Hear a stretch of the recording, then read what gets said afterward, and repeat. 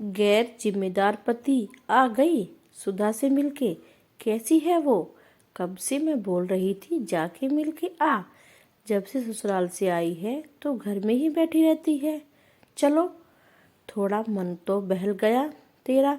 हाँ माँ, वो सब ठीक है, पर सुधा बहुत परेशान है। क्यों, क्या हुआ? कहते हो माँ उसके पास बैठ गई। क्या बताऊं, अपने पति से सुधा बहुत परेशान है, इसलिए अब उसे छोड़ना चाहती है। माँ माथे पर हाथ मारते हुए कहती है, हाय रे, ऐसी क्या परेशानी आ गई कि छोड़ने का सोच लिया सुधा ने? मुझे बता तो जरा। माँ, आपको याद है जब सुधा का कॉलेज खत्म हुआ तो उसके पापा ने उसकी शादी अपने दोस्त के बेटे से तय कर दी थी। सुधा के पापा उनके दोस्त के आसपास की बनारसी साड़ी की दुकान थी, तो उनका परिवार सब कुछ अच्छे देख रेख करके वो पैसा और घर खानदान के मामले में दोनों लोग बराबरी के थे, तो अंदर से भी सब अच्छा ही होगा। यही सोच के सुधा का ब्याह कर दिया। उनका लड़का सौरभ देखने में बहुत स्मार्ट है और सुधा ने भी बहुत सी बातें की थी फोन पे, तो उसे भी अच्छा लगा, इसलिए उसने भी शादी के लिए हाँ कर दी थी। तुम जानती हो कि सुधा कितनी जिम्मेदार लड़की है। उसके मम्मी पापा ने कितनी मेहनत करके वो दुकान बनाई। पूरे दिन उसी दुकान में ही दोनों लोग लगे रहते थे, इसलिए सारा दिन सुधा ने अपने छोटे भाई की बहन की देखभाल की। घर के सारे काम से लेकर स्कूल जाने तक अकेली ही करती। बचपन से ही जिम्मेदार और मोचोर हो गई थी, लेकिन उसको नहीं पता था जो लड़के शादी हो रही है वो कितना लापरवाह है। जब शादी करके घर पहुंची, देख रही थी कि घर के किसी काम से सौरभ का कोई लेना देना नहीं है, सारे काम सास ससुर ही करते हैं। अगले हफ्ते ही उनका हनीमून पर जाना था। सुधा ने पूरी तैयारी कर ली और बार बार सौरभ उसकी पैकिंग के लिए बोलती रही, पर सौरभ हर वक्त यही कहता रहा, कर लूंगा करके वो टालता रहा। सुधा बहुत परेशान थी, उसको अभी सौरभ के सामान के बारे में ज़्यादा कुछ पता नहीं था, नहीं तो वो ही कर देती। तभी सुधा की सासू माँ के पूछती है कि पैकिंग हो गई, तो सुधा ने सब बता दिया, तो उसकी सास उल्टा सुधा पर गुस्सा हो गई। अरे वो बच्चा है, वो पैकिंग करेगा? ये सब कहना हम औरतों का ही काम होता है, आपको पता है। कहते कह सासू माँ ने सौरभ कपड़े रखने लगी और पैकिंग कर दी। अब हनीमून पे सौरभ की आदतों से सुधा परेशान होने लगी। होटल में अपना सारा सामान फैला के रखता, कहीं फोन छोड़ देता, वो कहीं फर्श छोड़ देता, और सुधा उन्हें समेटने में लगी रहती। कहीं भी सामान छोड़ देता उठा के लाती। हर वक्त फोन पर दोस्तों पर लगा रहता, बात करता रहता और छोड़कर चला जाता। पता ही नहीं रहता कि उसके साथ उसकी बीवी भी आई है। एक होटल में सौरभ का मनपसंद छूट गया शर्ट, और सौरभ ने बहुत गुस्सा किया कि मैं क्या पहनूं, जबकि उनके पास 3-4 शर्ट और जींस भी थी, लेकिन जिद पकड़ बैठ गए कि वही चाहिए। सौरभ ने बहुत गुस्सा किया, गुस्से में सारा ट्रिप खराब कर दिया। सुधा सारे ट्रिप पे ही सोचते रहे कि छोटा भाई अभी 20 साल का है, अकेले हॉस्टल में रहता है, अपनी सारी जिम्मेदारी खुद उठाता है। ये 30 साल का आदमी नौकर चाहिए इसके पीछे भी सारी चीज़ों का ध्यान रखने की।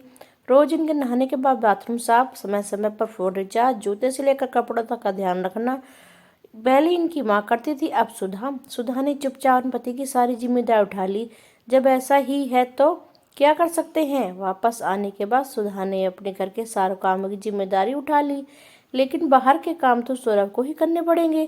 कितनी कोशिश की सुधा ने कि सौरभ जाके दुकान पर जाकर बैठे, लेकिन उसके दोस्तों के साथ पार्टी ही खत्म ही नहीं होती थी। लगातार वो उलझा रहता था दोस्तों में और हमेशा की तरह कहता था, अपनी दुकान आज नहीं तो कल मेरी ही होनी है, मुझे काम करने की क्या जरूरत, नौकर बहुत है वहाँ और पापा बैठे ही है ना, फिर बैठ के मैं क्या करूँगा। सुधा को बहुत अजीब लगा, क्योंकि उसके माँ बाप तो मेहनत से करते देखा था, नौकर है तो क्या हुआ।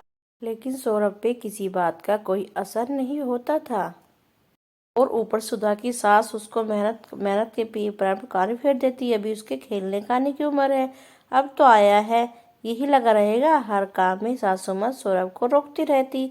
अभी वो बच्चा है। पहले करवा चौथ का सामान के लिए जैसे सुधा ने सौरभ को दी, तुरंत उसकी सासू माँ ने आकर ले ली। इसको कहा समझ जाएंगे, ये सब औरतों के सामान। इस वजह से दिन पे दिन सौरभ और लापरवाह होने लगा। अब तो सौरभ ही कहता कि मेरे माँ बाप को मेरे किसी काम से कोई फर्क नहीं पड़ता, बस जब देखो तब तुम ही मुंह फुला बैठी रहती। ऐसे धीरे वक्त बीतता गया। फिर पता चला कि सुधा माँ बनने वाली है।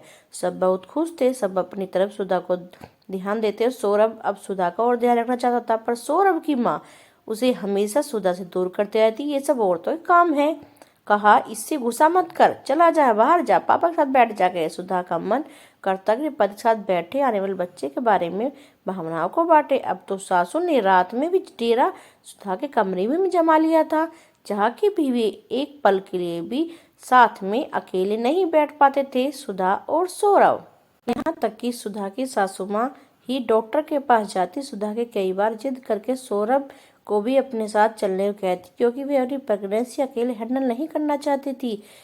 पर जिससे सासू माँ काफी नाराज होते, कहती, तुम क्या करोगे जाकर, तुम्हें चलना है, और तो काम आदमी का काम नहीं है, मैंने तो कहीं नहीं देखा ऐसा। खैर किसी तरह से मिलके डॉक्टर से पति यहाँ चले तो गए। वहाँ डॉक्टर केबिन में केवल पति पत्नी के आने को कहा जाता है। सुधा की सास वहाँ भी नहीं मानी, हमेशा अंदर चली जाती। डॉक्टर ने कई बार कहा, माता जी आप इंतजार करिए, यहाँ पति पत्नी ही काफी है। सुधा की सासू माँ बोली, अरे डॉक्टर नहीं है क्या, वो सब बच्चे हैं क्या, समझेंगे नहीं, कुछ नहीं समझेंगे आपकी बात, मैं आती हूँ, आप मुझे बताना। फिर जबरदस्ती अंदर आ जाती हैं। डॉक्टर को भी बहुत गुस्सा आता है, वो भी चुपचाप रह जाती, क्योंकि ये तो इनका हर बार का ही नाटक है। फिर डॉक्टर सुधा को नर्स के साथ अंदर भेजती है अल्ट्रासाउंड के लिए। जाओ लेटो, मैं आती हूँ। डॉक्टर साहब से पूछती है कि उसकी वाइफ लास्ट पीरियड कब डेट थी।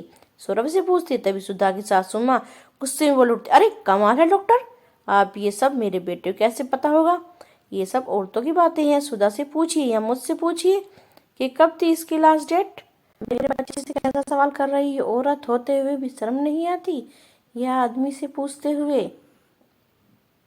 अब डॉक्टर का सौरभ का बांध टूट चुका था, बहुत गुस्से में कब से सुने जा रही थी, अभी बच्चा ही बच्चा है, इसका खुद का बच्चा होने वाला है और आप बोल रही हैं ये बच्चा है, जो एक लड़के प्रेग्नेंट कर सकता है, फिर भी वह बच्चा ही है। मैं सोचती थी कि आपको इन दोनों की बहुत चिंता है, इसलिए बार बार चली आती, पर आपको तो अपने बच्चे की बस चिंता है, औरत की जिम्मेदारी ना उठानी पड़े। इतना था तो गोद में बिठा कर रखती, शादी क्यों की। तभी सुधा अंदर से दौड़ कर आती हुई कहती, नहीं डॉक्टर माँ का मतलब वो नहीं था। अरे बेटा, मैं पिछले 20 सालों से गायनोलॉजिस्ट हूँ, मुझे मत बताओ जिसकी बात का मतलब क्या था। इस तरह की औरतें होती है ना, खुद उन बच्चों को अपनी गोद में उतारती नहीं है, और बहू ऐसी चाहिए कि इनके बच्चे का क्या, पूरे घर को ही अच्छे चलाना जानती हो। यही हमारी समाज में प्रॉब्लम है, जहाँ लड़का जरा से गैर जिम्मेदार हुआ उसकी शादी करा दो, सुधर जाएगा। लड़की के साथ साथ लड़की की जिंदगी बर्बाद कर देते हैं। डॉक्टर की इतनी कड़वी बातें सुन चुपचाप सब घर को आ गए। पर घर के आने के बाद डॉक्टर का सारा गुस्सा माँ बेटे सुधा पर निकाल देते, क्योंकि डॉक्टर ने उन्हें आईना दिखा दिया था, सच से रूबरू करा दिया। इसलिए माँ सुधा इन सबसे परेशान हो गई, और सुधा नहीं चाहती थी कि उसका बच्चा इस माहौल में पले। जैसे पिता है, लापरवाह बनना नहीं चाहती थी, और उससे पूछ रही थी कि मैं क्या करूं। सुधा कह रही थी, आखिर और क्या करूं मैं, तू ही बता। बेटा मेरी बात सुन, अपने दोस्त को बोल उसको सौरभ को छोड़ने की जरूरत नहीं है। क्या सौरभ उसको मारता है, क्या सौरभ गाली देता है, क्या सुधा को उस पर धन दौलत किस तरह की चीज कमी है, नहीं ना, तो फिर क्यों जरूरत है सौरभ को छोड़ने की। कितने लोग तो शराब पीते हैं, सिगरेट पीते हैं, पत्नी को मारते हैं, फिर भी ऐसा नहीं सोचते। तो सुधा को ऐसा क्यों कर रही है, उनका इकलौता बेटा है, लाड़ प्यार में बिगड़ गया है, क्या वो उसको प्यार नहीं करता। बताओ, शादी में इतनी छोटी मोटी बातें मायने रखती। सुधा को बोल तो अपना मन और अपने आप को व्यस्त रख, अब तो बच्चा आने ही वाला है, वो खुद को व्यस्त रखेगी ही। छोड़, ये भी कोई बात हुई भला। हंसते हुए कह के चली गई। माँ की बातें सुन खुद से कहा, हाँ माँ, इसी मानसिकता के चलते बहुत सी लड़कियां घुट घुट कर जी रही हैं, और पति मारता नहीं, गाली नहीं देता, रुपये पैसे कमी नहीं रखता, कोई अफेयर नहीं करता, कोई बुरी आदत नहीं है, तो सब अच्छा है हमारे समाज का।